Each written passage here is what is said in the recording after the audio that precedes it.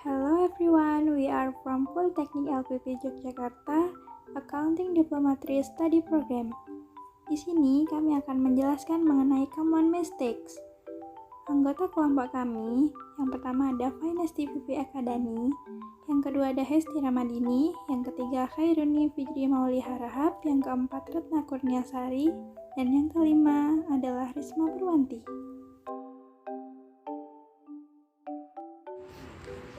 Kalimat pertama itu ada join with us atau join us. Kebanyakan dari kita masih menggunakan join with us, dan ternyata kalimat tersebut salah. Yang seharusnya kita gunakan adalah join us tanpa harus menggunakan kata with. Kenapa seperti itu? Karena join with us itu seperti mengajak untuk bergabung ke dalam grup atau semacamnya, sedangkan join us seperti mengajak orang untuk makan satu meja, tergantung bagaimana konteksnya. Jadi yang benar itu adalah join us. Dan kalimat yang kedua ada thanks before atau thanks anyway. Seringkali ketika kita meminta bantuan kepada seseorang untuk mengucapkan terima kasih, kalimat sebelum orang tersebut melakukannya, kalimat yang digunakan adalah thanks before. Kalimat ini sudah sangat umum digunakan, tetapi ternyata penggunaannya salah. Ketika kita dalam posisi tersebut, yang harusnya kita ucapkan adalah thanks anyway. Kenapa seperti itu? Karena before itu kata depan, jadi harus ada kata lain di depannya. Jadinya kalimat yang betul adalah thanks anyway, bukan thanks before.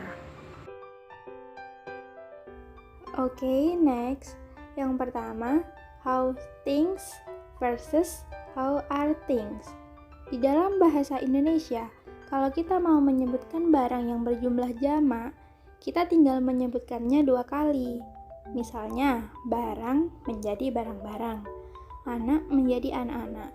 Nah, kalau dalam bahasa Inggris, noun atau kata benda yang dituju tersebut harus ditambahkan s atau es di akhir katanya.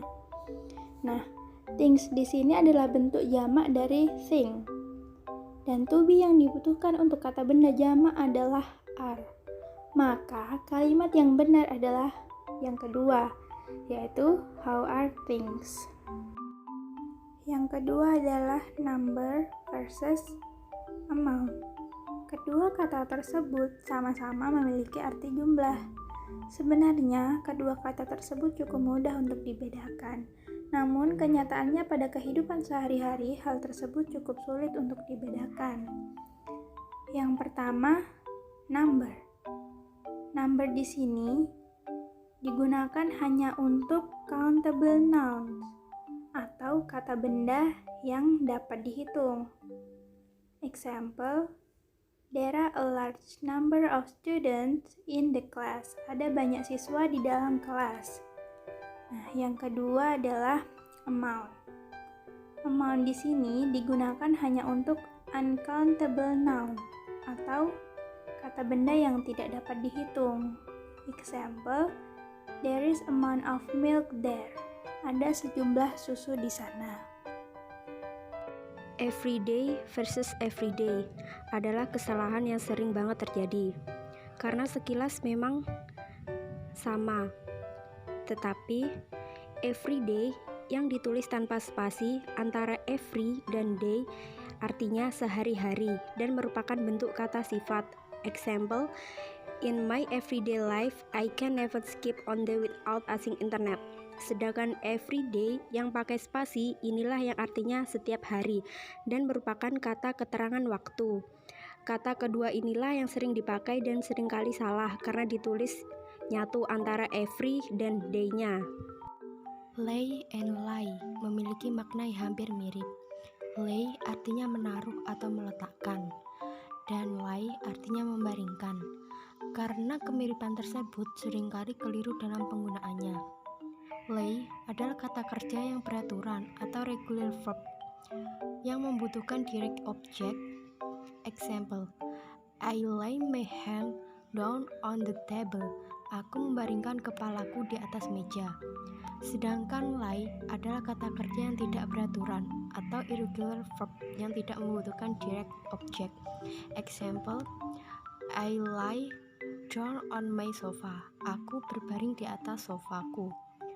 Di kalimat ini nggak ada direct objeknya dan on the sofa merupakan complement atau pelengkap kalimat. Principle versus principle. Kedua kata ini adalah contoh anonim atau kata berlafal sama, namun berbeda ejaan dan makna. Kekeliruan dalam penggunaan keduanya sering terjadi. Keduanya adalah kata benda, namun secara makna, principle atau prinsip adalah kata benda abstrak yang berarti asas yang menjadi pokok dasar berpikir dan bertindak.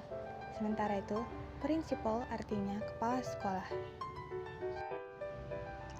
Their versus their and your versus your. Bisa dibilang kesalahan penggunaan kata-kata ini dalam tulisan berbahasa Inggris adalah yang paling sering terjadi. Their and your merupakan bentuk singkat dari they are and you are. Sebagai contoh, they're going to be late atau you're welcome. Sementara their and your tanpa koma atas adalah bentuk kepemilikan atas suatu hal. Misalnya, my friends forgot to bring their swimsuit atau can I borrow your book? How about go to see versus how about going to see? Yang benar adalah how about going to see.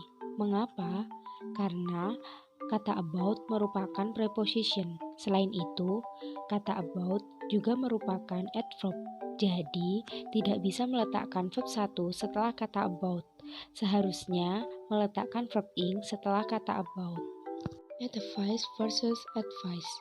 Bunyi kedua kata ini memang mirip, namun advice adalah tindakan, sementara advice adalah kata benda abstrak dan hasil dari tindakan itu.